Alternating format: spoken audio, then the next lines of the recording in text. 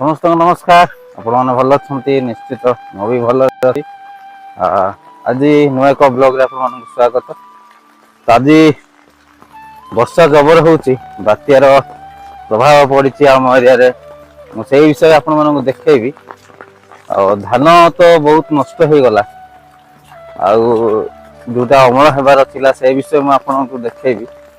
ଧାନ କୋବି ଚାଷ ବି କରିଛନ୍ତି, ସେଇଟା ବି ପୁରା ଫୁଲ ନଷ୍ଟ ହେଇଗଲା। ତ ଚାଲନ୍ତୁ ଦେଖିବା ଟିକେ କଣ କଣ ନଷ୍ଟ ହେଇଛି, କେମିତି ହେଇଛି ମୁଁ ଦେଖେଇବି ଆପଣ ମାନଙ୍କୁ। ତ ଦେଖନ୍ତୁ ଏଇଟା ଟୋଟାଲି ଧାନ ଟା ତଳେ ପଡିଗଲା। ଦେଖୁଛନ୍ତି ଆପଣ ମାନେ, ମୁଁ ଜୁମ କରି ଦେଖେଇବି। ଦେଖନ୍ତୁ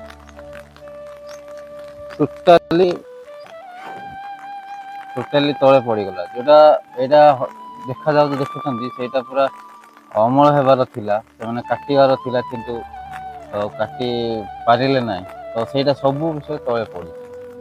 ତ ସବୁ ନଷ୍ଟ ହେଇଛି, ବାତ୍ୟାର ପ୍ରଭାବ ବହୁତ ପଡିଛି। ଆଉ ବର୍ଷା ପବନ ହେଇଛି, ଦେଖନ୍ତୁ ଏପଟେ ଆମେ ସେ କାଉଲକା ଲଗେଇଛୁ ସେଇଟା ବି ଗଲା।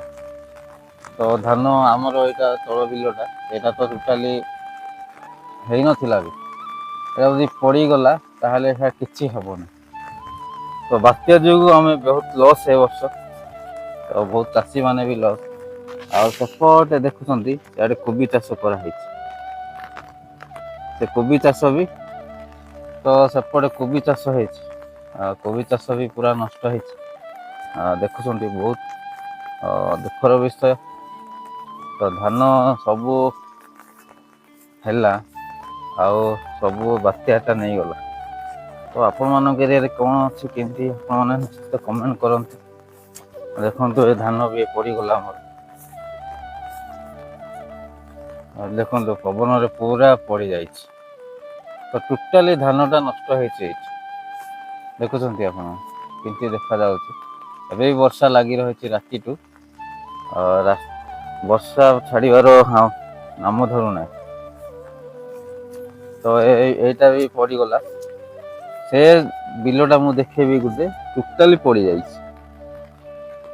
ଦେଖୁଛନ୍ତି ଏଇଟା, ଏ ବିଲଟା ଟୋଟାଲି ତଳେ ପଡିଛି। ତ ଆଙ୍କର ଟୋଟାଲି ହେବ ନାହିଁ, ସବୁ ଇଏ ହବ। ଆଉ ସେଇଟା ଟୋଟାଲି ଫଳ ବି ଆସିବନି। ତ ଏମିତି ଅବସ୍ଥା ହେଇଛି ଆମ ଗାଁରେ। ତ କାର ଗଛ ଭାଙ୍ଗିଛି, ସକାଳେ ବି ଫୋନ ଆସିଥିଲେ।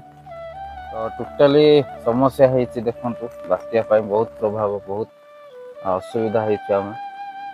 ତ ଏବେ ବି ବର୍ଷା ଲାଗିଛି ଏବେ ଭୟଙ୍କର। ତ ଏଇଟା କେତେ ଦିନ ହବ ଜାଣିନି, 29 ଯାଏଁ ଅଛି।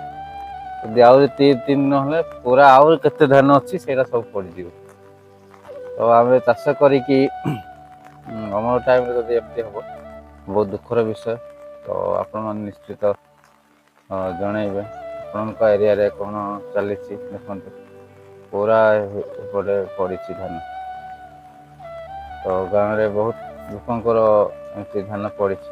ଆଉ ଏଇଟା ଚାଷ, ଏଇଟା ଆଉ ଯଦି ଥରେ ପବନ ବେଶୀ ଆସିଲା, ପୁରା ତଳେ ପଡିଯିବ ଏଇଟା। ଦେଖୁଛନ୍ତି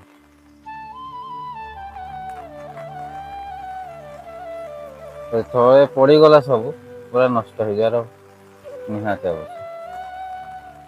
ନଷ୍ଟ ହେବାର ଗ୍ୟାରେଣ୍ଟି। ଦେଖନ୍ତୁ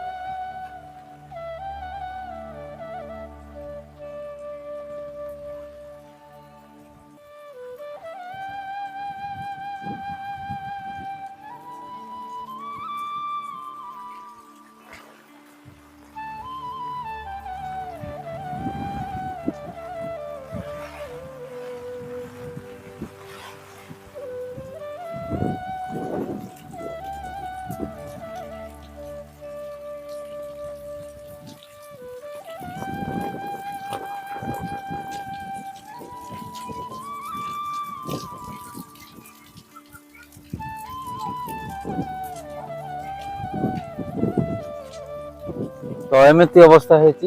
ଆଉ ବାତ୍ୟା ଯୋଗୁଁ ଆମର ଧାନ ବିଲ, ତ ଏ ବିଷୟ ମୁଁ ଆପଣମାନଙ୍କୁ ସେୟାର କଲି। ଆପଣମାନଙ୍କୁ ନିଶ୍ଚିତ ସେ ବିଷୟ ଇଏ ଲାଗିବ, ଦୁଃଖ ବି ଲାଗିବ, ଭଲ ଲାଗିବ ଭିଡ଼ିଓଟା। ତ ଆପଣମାନେ ନିଶ୍ଚିତ କମେଣ୍ଟ କରିବେ ଆପଣଙ୍କ ଏରିଆରେ କ'ଣ ହେଇଛି କ'ଣ ନାହିଁ।